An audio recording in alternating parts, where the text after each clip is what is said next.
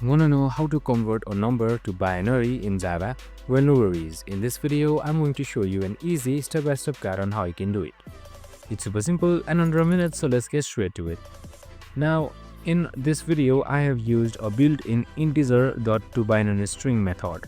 So right here, you can see Integer.toBinary method right here with inside the number in it. So first things first, we have defined a data type that is integer from number. Now, since we want to convert it to binary, the number 25 that we have created automatically becomes 11001. It works instantly, no need for manual logic or loops.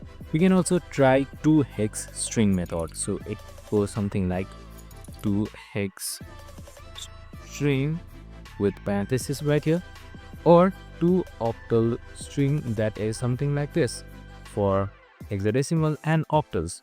And that's it, clean and super handy. You can just simply run it up to check the results and you're good to go. I hope this video helped. If it did, make sure to like, subscribe and tune in with us for more of these videos. See you in the next one.